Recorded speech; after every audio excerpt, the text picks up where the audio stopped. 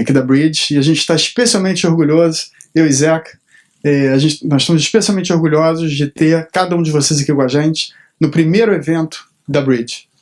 A Bridge, quer dizer, a gente começou a Bridge em maio de 2014, enfim, com muita raça, e hoje a gente tem basicamente 40 fundos, perfazendo aí 3,2 bilhões de reais, 8 FIPs, que é o nosso assunto daqui, enfim, 30 pessoas, e enfim, basicamente o serviço que a gente quer fazer é sempre ser uma boutique de administração de fundos. Então é ter sempre um approach muito mais customizado na relação com os clientes, conhecer exatamente os produtos a fundo, enfim, fazer uma coisa com cara mesmo de boutique e não perder essa linha. Então, basicamente, o que a gente vai ver hoje. A gente tem dois grandes convidados aqui com a gente para falar um pouco dessas mudanças da 578 e da 579. Então, a gente vai ter primeiro o Leandro Benzecria, da Benzecria e Pita, advogados especializados. E, enfim, depois disso a gente tem um pequeno coffee break. E aí a gente começa a ter o Lino Júnior, que ele, enfim, ele é sócio da KPMG na área de Financial Services. E ele vai falar especificamente dos aspectos contábeis, enfim, refletidos ali pela 579. E aí depois disso a gente vai ter um painel com os dois, enfim, vamos abrir aqui para um Q&A, e aí vocês fiquem à vontade para fazer as perguntas, que eu tenho certeza que certamente esse assunto ele seja perguntas. Então agora, muito obrigado. Já quer falar alguma coisa? Não, obrigado. Então tá ótimo, muito obrigado, e com vocês agora, o Leandro.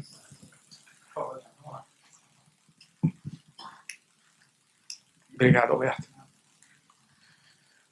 Bom, gente, primeiro, obrigado pela oportunidade, tanto a presença de vocês quanto o convite da Bridge.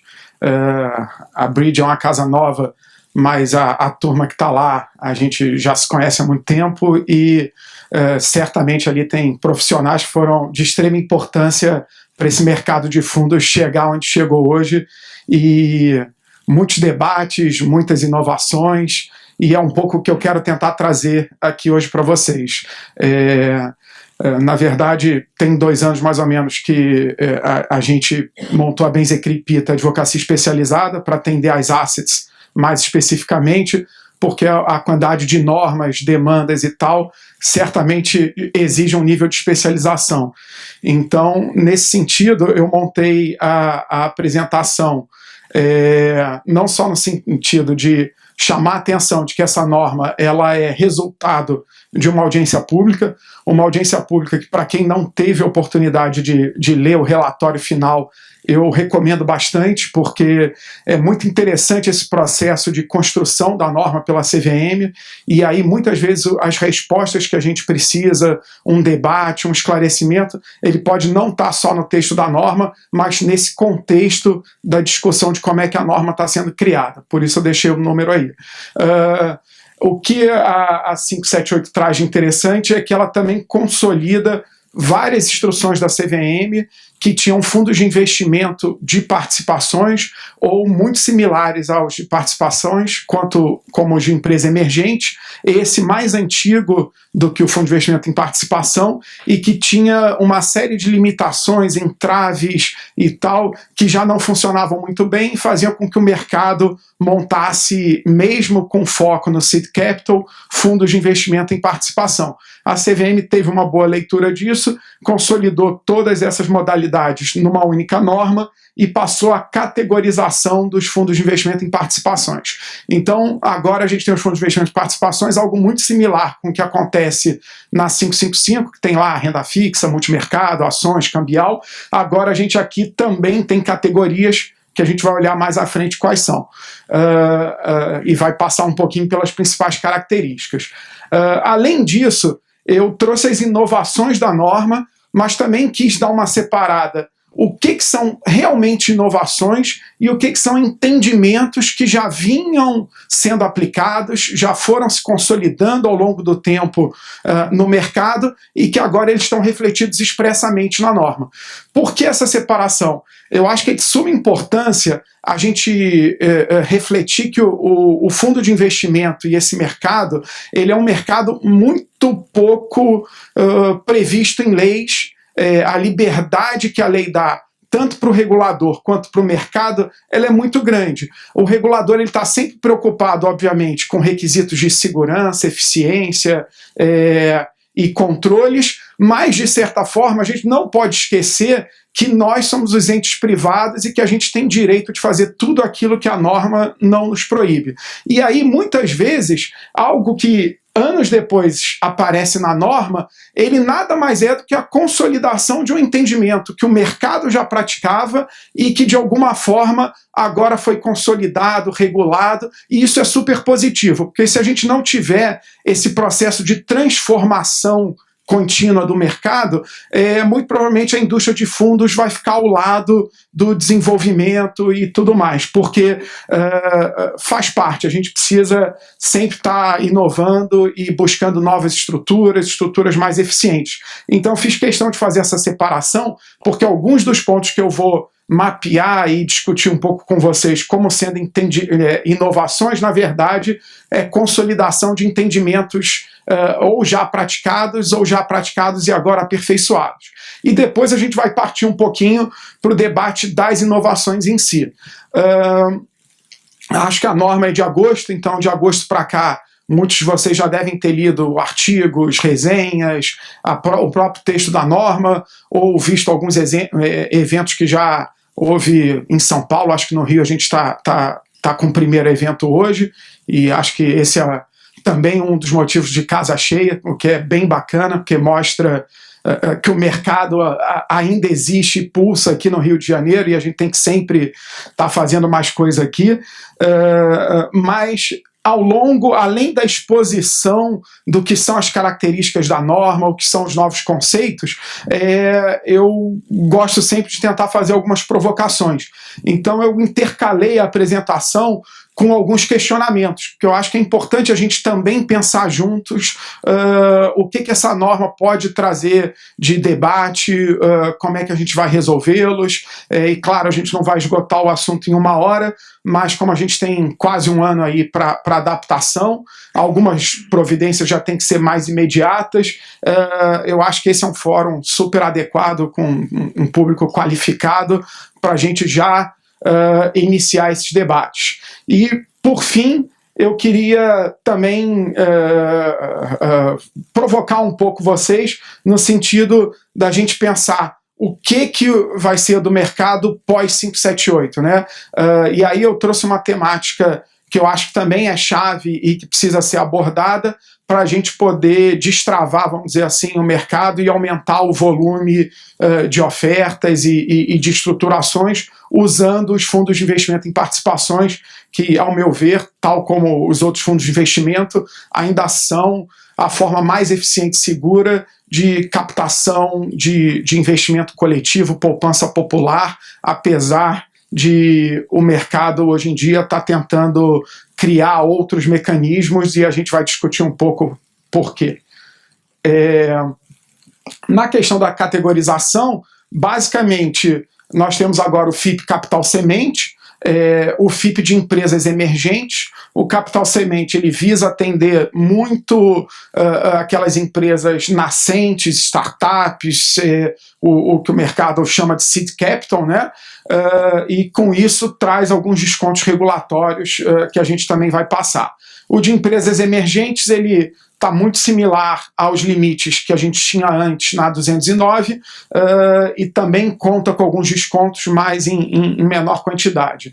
E o Multiestratégia é o fundo com uma maior liberdade, vamos dizer assim, de emissores e de ativos.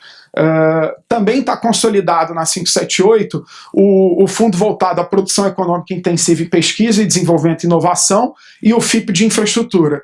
Essas duas normas elas têm basicamente o condão de linkar esses produtos a determinados benefícios fiscais e tributários, creio eu que ainda até pouco utilizados. O infraestrutura até um pouco mais, e aí eu não pretendo dedicar muito tempo a eles, mas até porque não houve muita mudança na 578, houve basicamente a consolidação dessas normas que existiam paralelamente para dentro de uma única instrução. Acho que deu algum... Bom, algumas imagens aí ficaram de fora, talvez por versão, mas não importa. O que o FIP Capital Semente tem de limites que tem que estar na nossa mente? A receita bruta anual da empresa investida, ou seja, o emissor da ação, da debênture, seja lá qual for o ativo que você está comprando, tem que ser inferior a 16 milhões. Como é que a gente contabiliza essa receita bruta anual? É olhando o ano anterior e também os últimos 3 anos. Tá? São detalhezinhos que estão lá na norma, mas que vale a pena ter sempre em mente. Além disso, muito provavelmente para evitar algum tipo de criação de spin-offs de um grupo maior ou de uma empresa maior para buscar esse enquadramento, o regulador teve também essa preocupação de limitar a quantidade de ativos dentro do grupo societário controlador da investida, emissora, e também a receita bruta anual desse grupo controlador. Esses limites são, em termos de ativo, 80 milhões, em termos de receita bruta anual, 100 milhões. Além disso, todas aquelas práticas de governança que já vieram da 391, com apenas uma alteração, que foi até uma sugestão nossa na audiência pública, de deixar claro que a disponibilização dos documentos com partes relacionadas e tal, ela é aos acionistas e não ao mercado como um todo. Essas práticas continuam sendo as mesmas, só que no FIP Capital Semente você tem mais liberdade para dispensá-las. E aí a gente vai depois abordar alguns desses temas, como o investimento em limitada, que agora é possível, a dispensa de auditoria, porque algumas dessas dispensas também geram algumas questões que muito provavelmente o mercado vai se colocar. E a outra diferença é a possibilidade de investimento em limitadas. Tudo isso no FIP Capital Semente. O FIP Empresas Emergentes, por sua vez, ele tem empresas com receita bruta anual inferior a 300 milhões, também com a mesma sistemática de apuração, tem que ser no último ano e nos 3 anos para trás do investimento, né? Dispensa algumas práticas, algumas pouco relevantes, como proibição de emissão de partes beneficiárias e tal. Eu destacaria que para uma empresa emergente a principal dispensa é não precisar ter arbitragem como solução de conflito. Isso é até um tema bastante interessante, porque a arbitragem claramente traz uma solução mais técnica, eventualmente mais rápida, mas a gente sente no dia a dia no mercado que muitas vezes as medidas contenciosas não são tomadas por uma questão de relação custo-benefício, né? A instituição de um tribunal arbitral, ela tem um custo mínimo bastante relevante. Então, eu acho que sensível a isso, essa foi uma das razões dessa possibilidade de dispensa. Em relação aos grupos societários, o controlador, você também tem limitações e, nesse caso, a régua sobe um pouco, são 240 milhões em ativos e receita bruta anual de 300 milhões. Meus desenhozinhos, eu tentei pela primeira vez fazer uma apresentação um pouco mais moderninha, peguei até consultoria da minha estagiária, que já é de outra geração, mas provavelmente a versão do PowerPoint dos computadores são outras e não lê alguns tipos de gráfico. Peço desculpas, depois a gente disponibiliza a versão final. Mas basicamente, o que a gente tem no multi-estratégia, né? Aqui a gente teria um gráfico de pizza e todos os desenhos das categorias anteriores e mais ainda um desenhozinho de umas fábricas, no sentido de deixar claro que esse é o fundo que pode tudo. Pode tudo, obviamente, dentro do seu mandato, política de investimento e previsões de regulamento, né? Então ele vai investir em sociedades de todas as categorias, as de capital semente, as emergentes e, eventualmente, empresas até de porte maior. Em qualquer deles podem ser também companhias abertas, agora sempre respeitado esses limites de faturamento, e lembrando que isso não mudou. Todo FIP precisa ter efetiva influência na gestão e na definição da política estratégica das companhias. Em se tratando do FIP dessa categoria, multiestratégia, a gente passa a ter a possibilidade de dispensa dos requisitos conforme a característica do investimento. Então, se eu estou investindo em empresa emergente, ou capital semente, vai poder ser uma limitada, mesmo estando num FIP multiestratégia. Tudo isso é importante ser pensado e verificado, porque algumas dessas questões têm que estar expressamente previstas em regulamento. E aí uma outra inovação também bem interessante, seguindo a linha do que já tinha ocorrido na 555 para outras categorias de fundo, a gente tem a possibilidade de investimento no exterior, e no caso do FIP multiestratégia destinado a um público-alvo de cotista profissional, essa concentração pode ser de até 100%. Ou seja, a gente ganhou um novo veículo e uma nova possibilidade de captação de recursos para investimentos em outras jurisdições. Isso pode ser muito interessante até no sentido do país virar um hub de investimentos para outras regiões, ou América Latina, América de uma forma geral. Claro que isso ainda vai levar um tempo para acontecer, e a gente vai ver algumas razões para isso num outro slide, mas foi uma liberdade que, se usada com responsabilidade pelo mercado, tende a ser muito interessante também.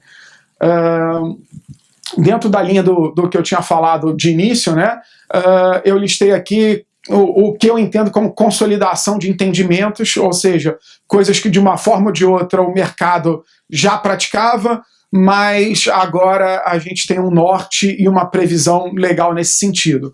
Uma dessas questões é o AFAC, né, o Adiantamento para Futuro Aumento de Capital. Outra delas é a possibilidade de aplicação em debêntures simples. Para muitos, a 578 parece inovar nesse sentido, e acho que ela traz uma segurança muito grande.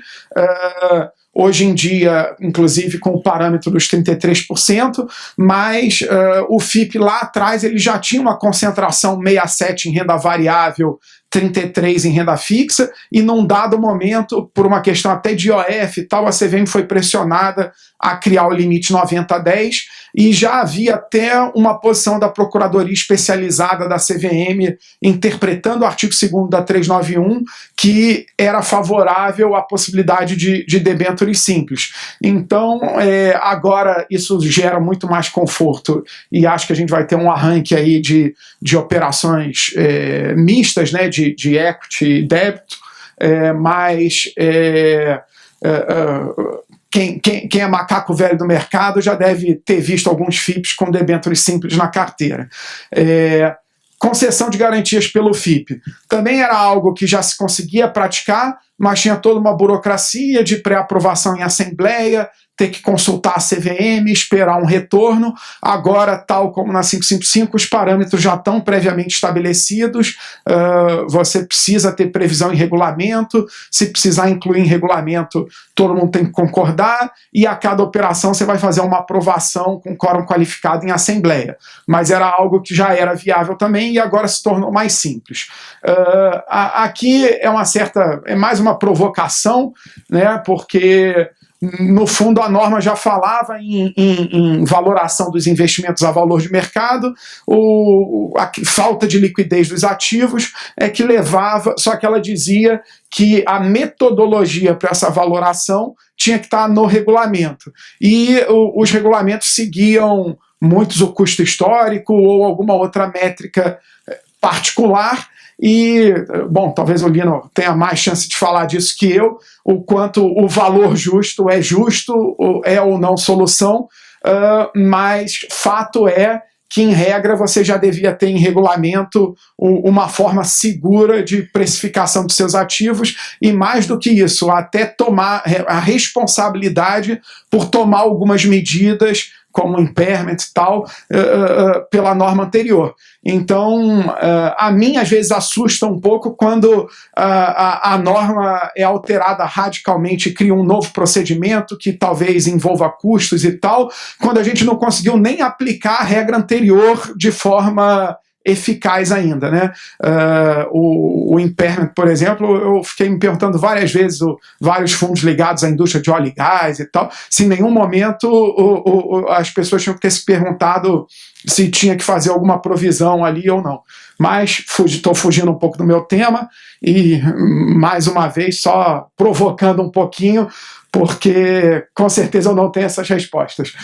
Outro conceito que a gente antes importava da lei das SAs e de outras manifestações da CVM, e agora está bem claro, é o que é uma empresa nacional, que é uma empresa estrangeira. Essa era uma pergunta bastante recorrente aos escritórios de advocacia que trabalham nessa área.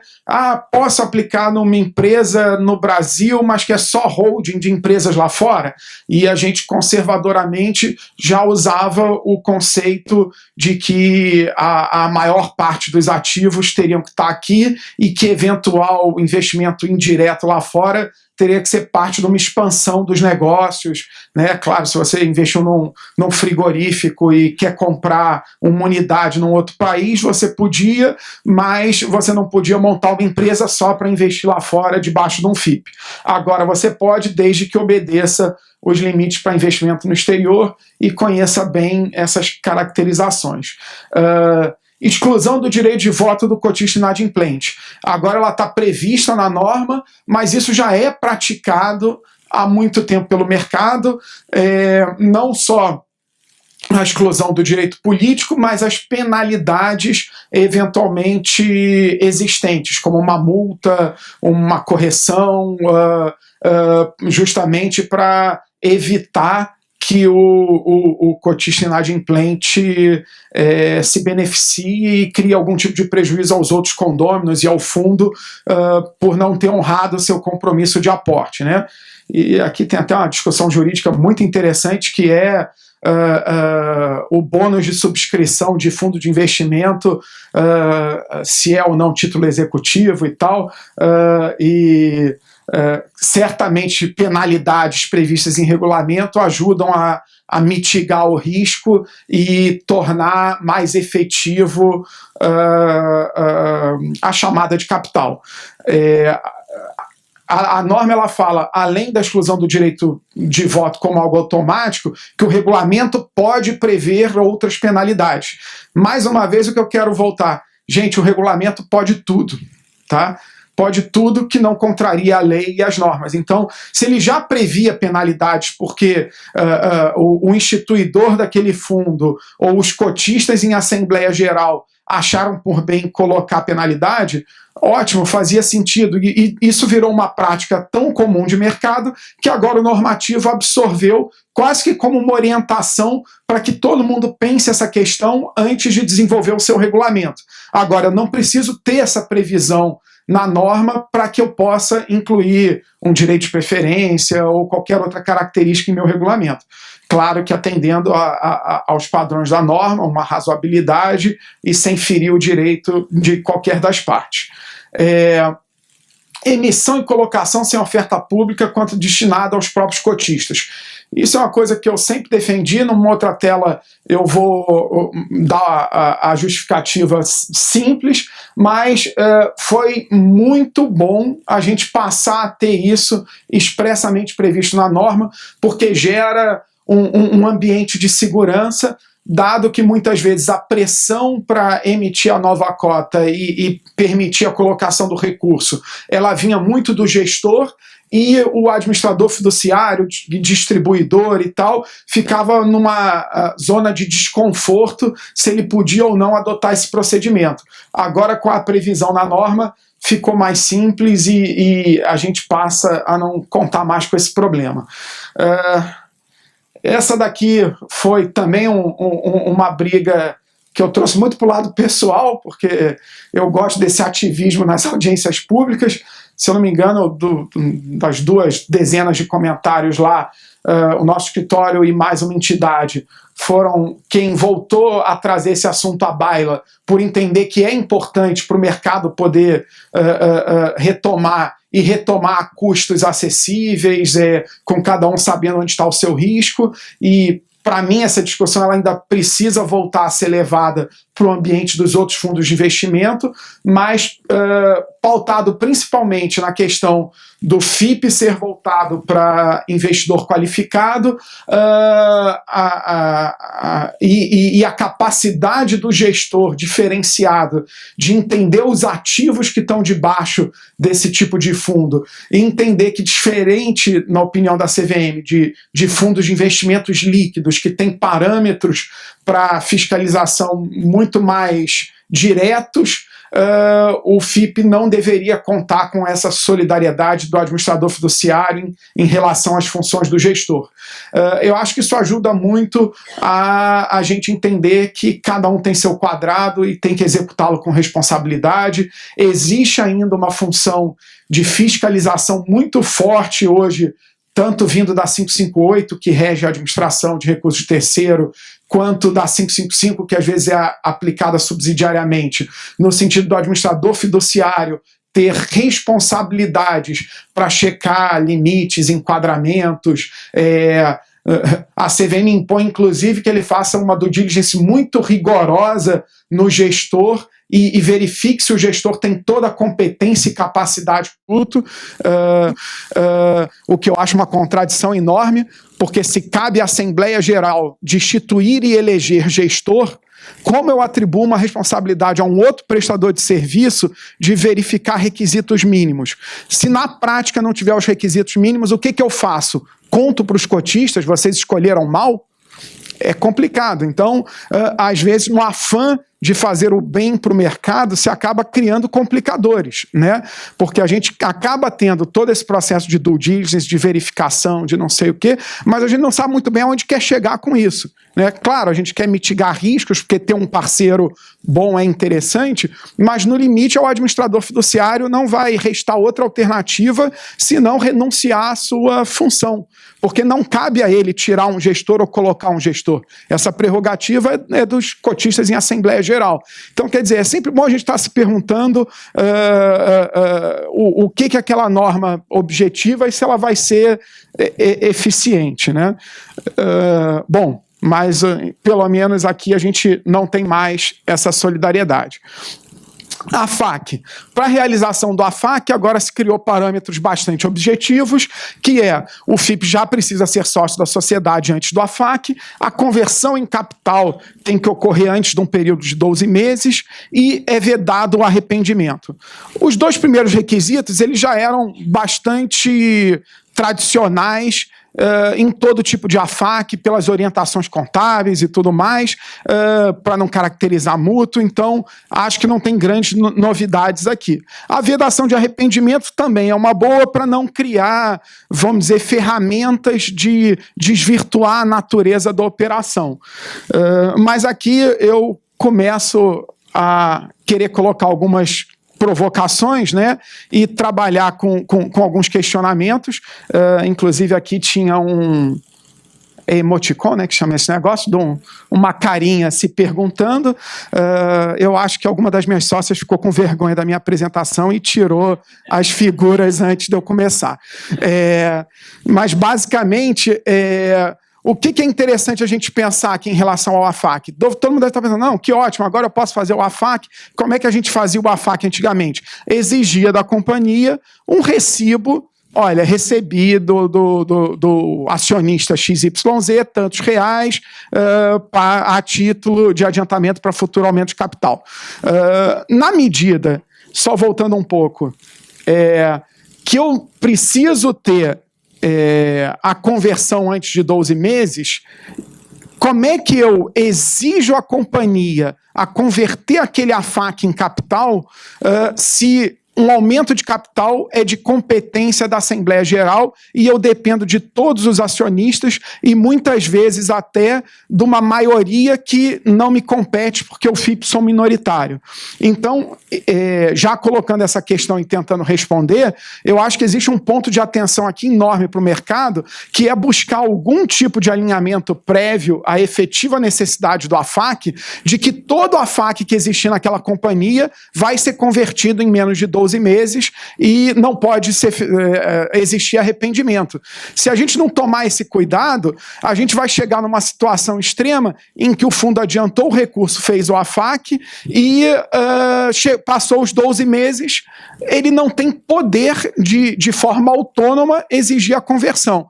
Aí vocês devem estar pensando, bom, então é melhor na hora que fazer o AFAC pegar a autorização de todo mundo. Gente, se eu for fazer isso, eu faço uma assembleia e aumento o capital. Então, quer dizer, a gente tem que tomar cuidado para não achar que a norma trouxe uma solução e no dia a dia, na prática, começar aqueles embates. Não, o administrador está bloqueando minha operação, isso é um absurdo e tal, não sei o quê. Não, a gente precisa estar junto pensando quais são as soluções para a gente não se deparar com esse tipo de dificuldade, esse tipo de problema. E aqui eu também já vou tentar trazer minha opinião, mas eu acho que é um debate que tem que ser feito, tanto no AFAC quanto em vários outros momentos da norma, o texto continua falando em companhias abertas ou fechadas. Só que o regulador, ele admitiu agora como emissor as companhias as sociedades limitadas, no caso do capital semente. E aí, daqui a pouco vai ter gente também no mercado falando, não, a AFAC na limitada não vai poder fazer, porque o artigo que fala do AFAC, ele diz a realização de AFACs em companhias abertas ou fechadas. Ou seja, agora se você continua lendo a norma 578, em vários artigos que são de aplicação irrestrita a todos os emissores e sociedades investidas, esqueceram de, no wording, incluir a limitada. Então, isso é algo que, dado que a gente tem de agora até agosto, vale a pena a gente já enfrentar também e discutir para que se consolide e, no limite, até a CVM, de alguma forma, corrija isso na norma, para a gente não se deparar com algum tipo de questionamento do tipo, não, na limitada não vai poder ser feito a FAC. Pode ser que alguém tenha essa interpretação mais conservadora de que se a norma não falou nas limitadas é porque especialmente quis excluí-las dessa operação. Mas eu acho que se você olhar a audiência pública e o conjunto da norma como um todo, a vontade do legislador não era essa. Debêntures simples, né? Acho que aqui tem muita coisa nova, isso pode ser bem interessante. A gente está passando um momento até de pressão e dificuldade no mercado de uma forma geral. Tem muita empresa em situação difícil, apesar de ter um bom negócio, ter um bom planejamento. E a debênture simples vem, às vezes, como uma solução para você poder injetar um pouco mais de recurso naquela companhia, com algum ganho mais de curto, médio prazo, ou diferenciado, e você continuar apostando na companhia, mas não com o mesmo risco de sócio. Então, acho que vai ser muito bacana a gente trabalhar com isso, tanto nos FIPs já existentes, quanto em novos, né? Mas o principal requisito que a CVM exigiu do mercado foi mecanismos de efetiva influência na investida empresa emissora. Ou seja, não está muito claro e objetivado que mecanismos são esses, mas quando a gente fala também dos mecanismos de efetiva influência na participação em ações, em equity, a norma ela traz só a participação via controle, acordo de acionistas ou algum outro instrumento que gere esse tipo de direito, né? Então, a gente tem muito claro que a gente deve estar falando aqui de determinados controles que ou vão ter que passar pela validação do debenturista, não sei, endividamento da sociedade, mudança de objeto, aumento de capital, no limite, algum tipo de ingerência até maior, né? Será que a gente vai poder colocar a eleição de um conselheiro pelos debenturistas, alguma coisa nesse sentido? aqui é mais uma questão. O limite, acho que todo mundo já tem claro, vai ser de 33% do capital subscrito do FIP.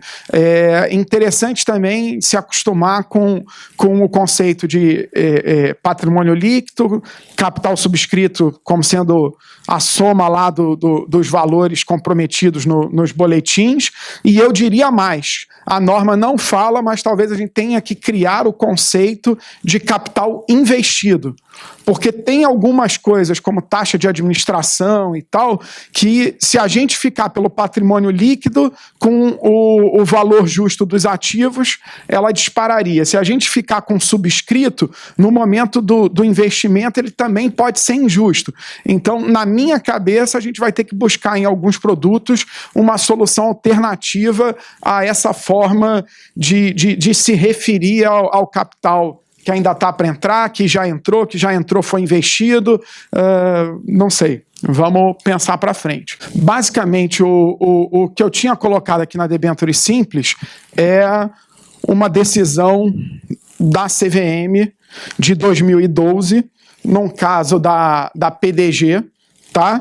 Em que um ofício de alerta público, em que a CVM colocou o seguinte: a respeito, após a análise da operação, considerando as manifestações da companhia, a Superintendência de Relações com Empresas entende que as debêntures emitidas contrariam o disposto no artigo 122 da Lei 6.404, que é a que fala da competência exclusiva da Assembleia Geral, tendo em vista que a escritura de emissão condiciona a eficácia das deliberações tomadas pela Assembleia Geral de Acionistas acerca de matérias de sua competência privativa à ratificação da Assembleia Geral de Debenturista. Qual é a minha provocação aqui? Muitas vezes, hoje em dia, a área técnica da CVM e o colegiado, para chegar a uma solução específica que eles entendem adequada para um caso que estão analisando, eles constroem algum tipo de raciocínio bastante inteligente para vedar ou autorizar aquela operação. Só que 4 anos depois, às vezes as pessoas mudam e esquecem o que elas falaram lá atrás. E aí gera uma certa instabilidade e insegurança jurídica.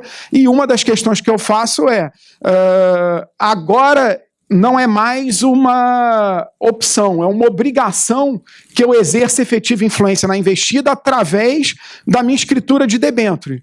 O que eu vou colocar lá que vai me permitir fazer essa influência e o que vai me permitir sem me sujeitar a algum tipo de questionamento. Claro, aqui a gente está falando de companhia aberta, de uma operação que talvez quisesse tomar o controle por via transversa, mas seria muito mais honesto a fundamentação ter partido do, olha, isso é um ato simulado, é uma forma de chegar no controle e vai ter que fazer uma OPA, né, para adquirir as ações de quem quiser ir embora, do que uma decisão dizer que a escritura de emissão de debênture não pode contrariar o artigo 122 da competência da Assembleia, porque limita nós, entes privados, a estruturar determinadas operações e agora, claramente, pelo menos na minha opinião, esse entendimento vai precisar ser revisto, porque não há melhor mecanismo que não exigir que determinadas questões cheguem na Assembleia de debenturista. Concessão de garantia pelo FIP. Esse foi um outro embate, vamos dizer assim, que eu tive com a CVM e foi ótimo que no relatório da audiência pública ela deu a resposta e caminhou para o lado da maior liberdade, que na verdade o meu objetivo era tentar um esclarecimento a esse respeito. O que acontece? Quando a gente fala de concessão de garantias, eu consigo ver 2 tipos de garantia bastante diferenciados. Uma coisa é o FIP como acionista de uma companhia, e essa companhia está fazendo alguma operação com terceiro, um empréstimo, alguma coisa assim. E para dar segurança àquela operação, eu, sócio, crio um gravame na ação da própria companhia ou dou um outro ativo em garantia. Tudo isso para mim está muito claro que é uma garantia saudável, com certo limite ali ao patrimônio do fundo, e no limite o fundo vai perder a participação que ele tinha na companhia, aquele ativo gravado. Quando o regulador e a norma nos dá uma liberdade um pouco maior para o FIP ser avalista, afiançar e até no limite ser co-obrigado a um empréstimo da companhia, isso pode ser muito bom para diversas operações, mas a gente, como mercado, tem que pensar nas consequências disso. Porque o fundo é um condomínio, como condomínio ele não tem uma personalidade jurídica totalmente independente dos cotistas, e por isso a gente sempre fala que em caso de patrimônio negativo o cotista pode ser chamado a aportar capital. No limite, se eu estou co-obrigando o FIP com uma companhia, eu estou tendo o mesmo efeito do que permitir ao FIP tomar dívida. E a dívida, se os objetivos e o negócio não der muito certo, ela pode extrapolar o patrimônio. E aí, será que a gente consegue conciliar o efeito de uma alavancagem via garantia com todas as questões que esse tipo de operação pode trazer? Claro, eu imagino que os gestores vão fazer isso com a máxima diligência, de forma cautelosa e sempre medindo esse risco, embora o cisne negro esteja sempre aí. Agora, me preocupa, por exemplo, começarem a montar cascas, empresas debaixo do FIP, quase que sem patrimônio, para tomar empréstimo com a co-obrigação do FIP. Na verdade, concedeu um empréstimo para o FIP, como resultado final, né? Não que haja qualquer tipo de ilícito. Então, eu entendo que sempre que a gente for autorizar o FIP a conceder garantias, a gente tem que ter um cuidado muito especial na indicação dos riscos. Porque se nós, prestadores de serviço do fundo, não formos muito transparentes em relação aos riscos que esse tipo de operação pode causar, isso também pode se voltar lá na frente contra nós. Lembrando que a concessão de garantia não é regra. Ele ainda depende de um rito muito especial, aprovação em assembleia e tal, então não é para ninguém também sair desesperado, sacando dinheiro de FIP, nada disso. Emissão e colocação sem oferta pública quando destinados aos cotistas. Isso aqui foi bastante comemorado também. Então falou, não, que bom e tal, não sei o quê, agora vou poder fazer uma oferta, ou melhor, vou fazer uma emissão, né? E aí a gente evita falar o termo oferta, porque aí é que está o pulo do gato, né? O que não pode ser feito sem registro é o esforço de venda das cotas, né? Você, mesmo que para os atuais cotistas, se você tem que convencê-lo a aplicar mais recursos no fundo, você está tendo uma oferta pública, porque o fundo é um valor mobiliário e todo valor mobiliário registrado na CVM somente é colocado via oferta pública. Quando a gente está falando numa emissão e colocação sem oferta destinada aos cotistas, a gente está usando a prerrogativa do próprio cotista de deliberar uma nova emissão, como se fosse um aumento de capital numa companhia, e no mesmo ato ali na Assembleia, eles já se comprometerem, olha, o fundo precisou de mais dinheiro, a gente está emitindo as cotas, e nós mesmos que estamos deliberando essa emissão, nos comprometemos a aportar esse capital. Isso é essencial e inevitável para o fundo. Eu fico imaginando, a gente não chegou a ter esse cenário no mercado, mas nesse ambiente de discussão, se isso podia ou não podia ser feito, a hora que o patrimônio chegasse a zero e as obrigações continuassem acontecendo. Você ia ter que chamar um aporte dos cotistas, e sempre que o cotista bota recursos no fundo, ele precisa receber uma contrapartida, que é ter uma cota emitida em seu nome. Então, isso que parece uma inovação, para mim ela é uma decorrência direta da natureza condominial do fundo de investimento no Brasil. E, na minha opinião, apesar disso agora só estar na 578, isso teria que ser expansível a outras modalidades de fundo de investimento.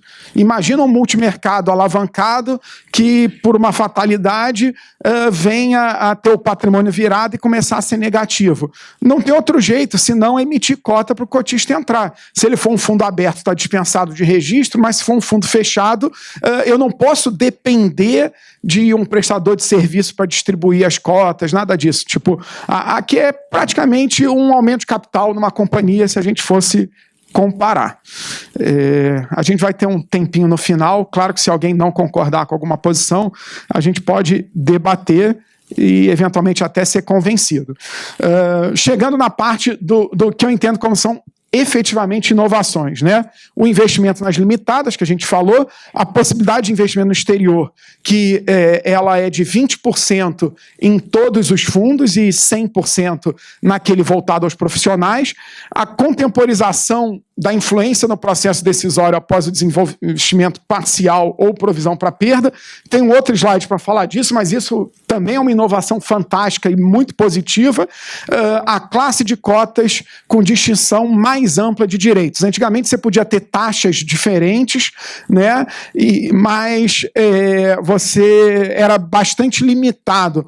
No momento agora, a gente pode ter, como tem nos FDICs, cotas sêniores e subordinadas, séries diferentes, na verdade, né, mas que podem dar esse efeito de níveis de subordinação, porque outra previsão também é que elas podem ter uma ordem de preferência no retorno do capital. Na minha opinião, isso também vai permitir que nós, mercado, estruturemos uma série de produtos interessantes, porque o FIP pode voltar a ser uma estrutura bacana para empresas em dificuldade ou para trazer investidores com apetites diferentes, com necessidade de retorno e relação risco-retorno diferente. Dá para a gente fazer muita coisa bacana com essa abertura de distinção mais ampla de direitos na cota. Houve uma ampliação do uso de derivativos ali conceitualmente na norma, de certo modo até, talvez isso não precisasse estar como inovação, porque eles falaram lá em derivativos para ajuste de preço ou futura alienação, mas o mercado também já praticava uma série de planos de opção e earnouts e tal, então não sei, talvez os economistas saibam definir melhor se isso é ou não é derivativo, mas eu acho que o mercado de private equity pratica bastante algumas operações nesse sentido, e o derivativo a mercado mais comum é para ajustar o teu benchmark e a correção, eventualmente, do retorno da venda de uma participação. Falando, então, do investimento ilimitada, né? Só vai ser válido para o fundo da classe de capital semente ou multiestratégia, quando ele estiver investindo em empresas de capital semente, e as práticas que estão sendo dispensadas são essas do artigo 8º. Essas vocês já devem conhecer bem, porque na prática são as mesmas que já vinham da 391, exceto pelo 1 ano que virou 2 anos, e aqui que se acresceu disponibilização para os acionistas. De resto, é o que a gente já tinha. Além disso, está prevista na 578 a aquisição de cotas ou outros títulos e valores imobiliários representativos de participação em sociedades limitadas que garantam participação no processo decisório da investida. Eu não sei se alguém tem essa leitura do porquê que entrou esses valores imobiliários representativos de participação. Os advogados talvez estejam pulando da cadeira, mas desde a 391, a CVM ela usa o conceito de valor mobiliário no fundo de participação, independente de ser companhia aberta, fechada e agora limitada também. Mas, para mim, isso aqui, e aí já avançando, tem uma conexão muito direta com essa lei complementar 155, que acabou de alterar a lei do Simples e da micro e pequena empresa, que criou a modalidade de investimento anjo e prevê lá que os fundos de investimento também podem ser investidores anjos. Tá? Lá nessa lei também se fala em valor mobiliário representativo de participação. Aí a questão que eu coloco é, no momento em que a 578 falou de um conceito bastante parecido, mas não especificou na forma da lei, eu vou ter qualquer tipo de contrato que me dê esse direito representativo de participação, ou vou ter que cumprir os requisitos da Lei Complementar 155, que exigem no mínimo 2 anos de permanência, no máximo 50% de retorno em 5 anos, e o título não pode ter mais do que 7 anos. Eu entendo que não. não, mas pode haver alguma comunicação nesse sentido. E se a Bridge quiser, depois a gente pode organizar um evento só sobre investimento anjo, que eu também tenho muita questão em relação a essa norma, mas a gente não vai poder esgotar esse tema aqui nem de perto. Bom, esse aqui eu tinha que pedir para o Lino se retirar um minuto para poder comentar, mas a primeira coisa que todo mundo falou, que bom que eu vou poder investir em limitada e que ela não vai precisar ser auditada. Assim vai baixar meus custos. Aí eu fico lembrando alguns casos de conversas com a turma da auditoria, né? Às vezes o auditor não é ele, o auditor da empresa é um outro auditor e ele já fica preocupado de usar aquelas DFs, usar aqueles números para auditar o fundo. E aí eu pergunto, tipo, ok, a companhia não vai ser mais auditada, mas o fundo ele precisa ser auditado com os dados daquela companhia. Como é que vai ficar isso? Será que a gente vai ter um benefício? Eu acho que se a gente agir em bloco e pressionar, a gente acaba tendo. Mas essa é uma questão interessante. Quais controles e cuidados adicionais o gestor deverá ter? O gestor não está acostumado com esse mundo da limitada, né? Então, a gente tem que se acostumar, lembrar que o Código Civil também exige aprovação de conta todo ano na limitada, lembrar que o teu nome agora está lá no contrato social e que esse contrato social circula, então a chance de você ser identificado como sócio da empresa é mais rápida. Eu fico imaginando como é que vão ser os primeiros arquivamentos na junta comercial de fundos de investimento no quadro de sócios, mas é só a gente se preparar que dá para fazer muita coisa bacana aqui também. O investimento no exterior, eu já comentei, né? Na verdade, 20% para todos e 100% para aquele multi-estratégia que tenha no nome investimento no exterior e voltados a profissionais. Os mecanismos de investimentos, o mecanismo de investimento pode ser direto ou indireto via fundo ou sociedade veículo. Quem viveu a internacionalização dos fundos 555 vê que, na verdade, a 578 já está, de certa forma, antecipando alguns problemas, porque de início, para o fundo 555 aplicar lá fora, ele só conseguia fazer isso se montasse um veículo lá fora, até para esse veículo ter alguns controles, consolidações que serão necessárias. Mas não posso deixar de provocar, né? No humor judaico tem uma piada que diz assim, o filho virou para o pai e falou, pai, por que você responde toda pergunta com uma outra pergunta? Aí o pai respondeu, por que não? Então, eu adoro perguntas. O investimento em ativos no exterior, a gente vai ter questões ligadas à tributação, a como é que vai ser o operacional, a como é que a gente controla eventuais contingências e contenciosos dessa empresa que está lá fora, a auditoria delas, a efetiva influência e os controles. Aqui a norma já traz algumas coisas, permite inclusive que você use o gestor ou o administrador desse veículo lá fora para esse fim. Aquele mesmo conceito de mesma natureza econômica, que é ótimo, mas gera alguma margem de dúvida, porque são jurisdições diferentes, são características diferentes de montagem de negócio. E também uma outra questão que é como que os investidores institucionais vão se comportar em relação a isso. Se vão ter apetite para esse tipo de produto e se as normas internas, as resoluções, até que ponto estão preparadas também para aceitar esse tipo de investimento. O conceito de sociedade nacional e do exterior é bem simples, mais 50% de ativos no território nacional e sede aqui considera nacional e o inverso considera no exterior. Ou seja, esse é um ponto de atenção na hora até de adaptar os fundos, porque se você investiu numa empresa no Brasil que gerou um crescimento internacional relevante, ela hoje em dia pode ter menos de 50% dos ativos no território nacional e você vai ter que estar ou nos 20% ou até no limite virar um multi-estratégia investimento no exterior. Então, é uma validação importante a ser feita. Contemporização da influência no processo decisório. Aqui, a participação, se ela vier a ser metade do percentual originalmente investido e inferior a 15% do capital social, a norma já te permite não fazer esse acompanhamento da influência na gestão. Então ela reconhece que quando você começa a se tornar um sócio muito minoritário na companhia, você querer participar do acordo de acionistas, você querer nomear um conselheiro começa a ser algo complicado e você pode ter uma boa oportunidade para desinvestimento paulatino na empresa. Isso foi bem interessante, mas é importante verificar que é E, porque eu já vi confusão a respeito disso por aí. Tá? Então, além de ser metade, tem que ser inferior a 15. Ou seja, se eu comecei com 14, eu tenho que estar com menos de 7, senão ainda não posso abrir mão do controle. Quando o valor contábil no FIP for levado a zero e a Assembleia Geral aprovar a não influência.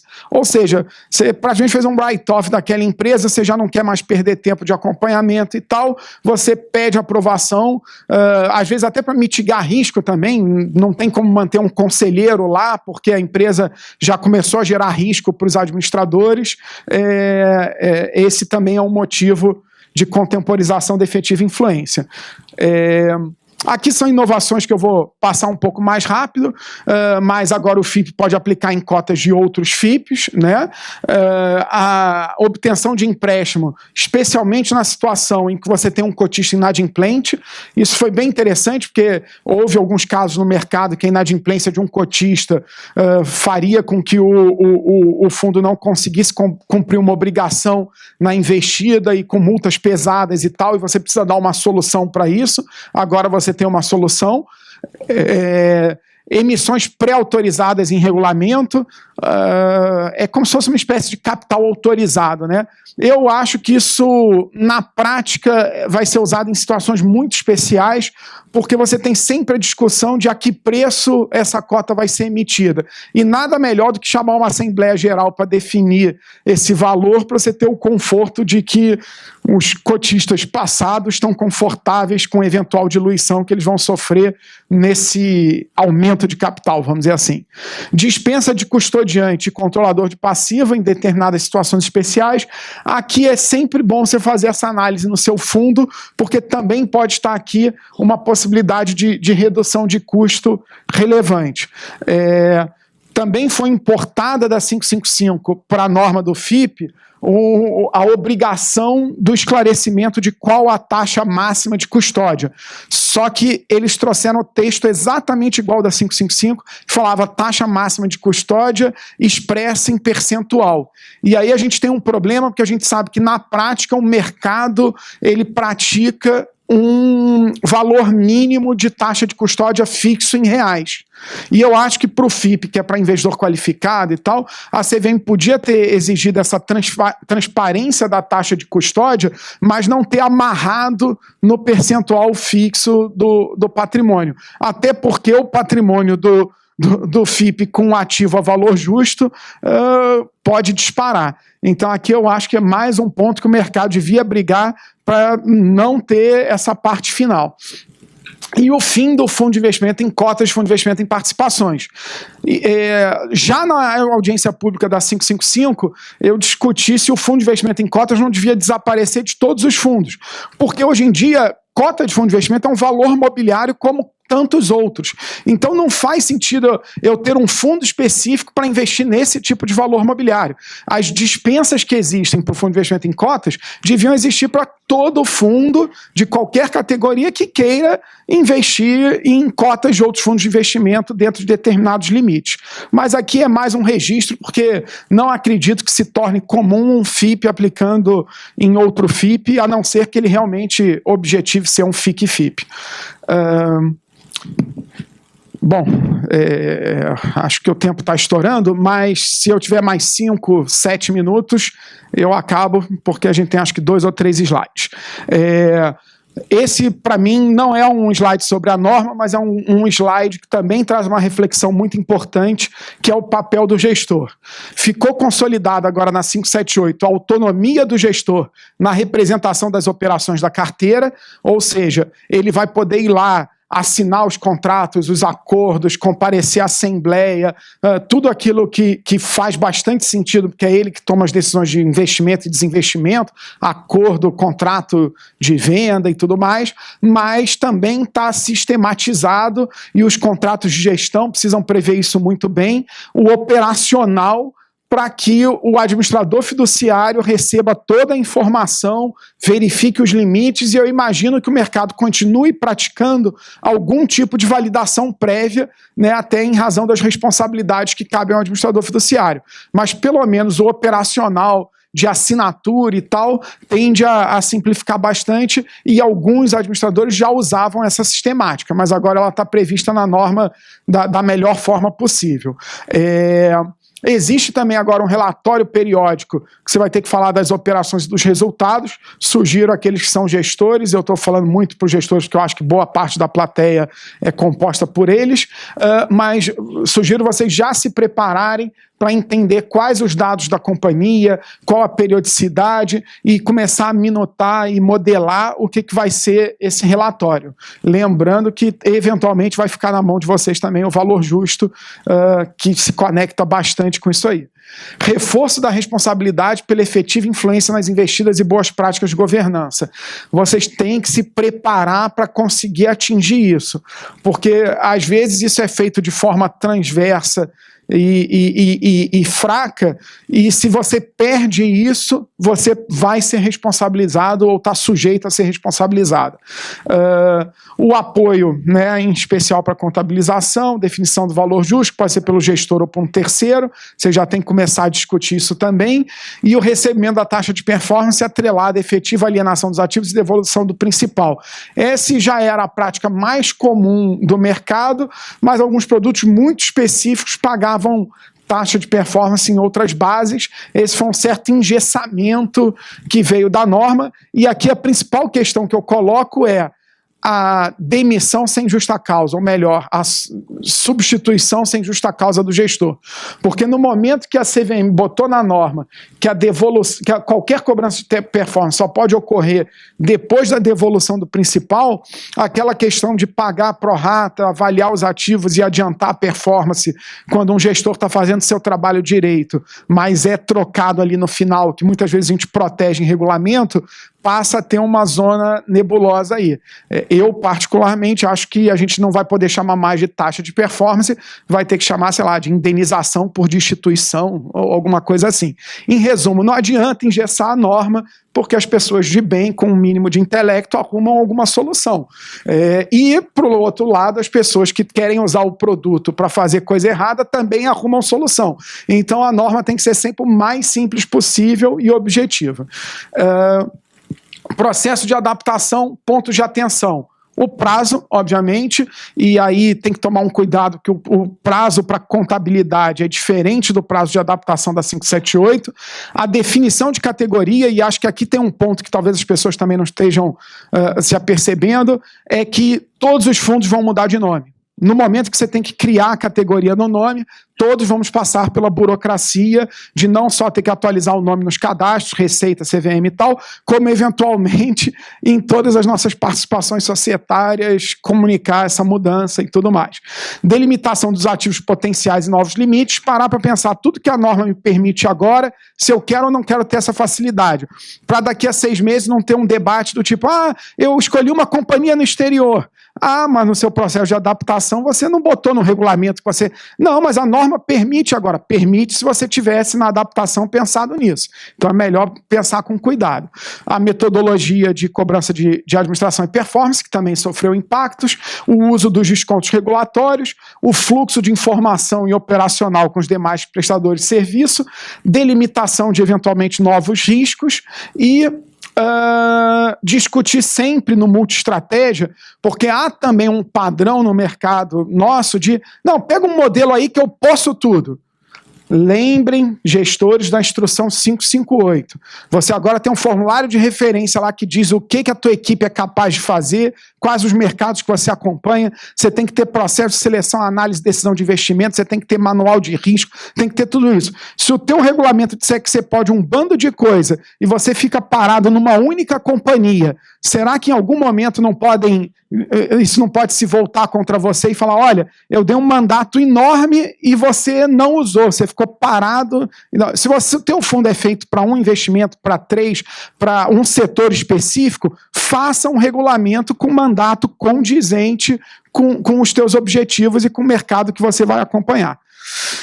Bom, o tempo está estourado e basicamente aqui é minha grande provocação, que eu estou aproveitando esse espaço que a gente está falando do FIP, da adaptação, para a gente falar do que eu acho que é um dos grandes gargalos do mercado de FIP, que é a instrução 476, que agora se usa do conceito de investidor profissional.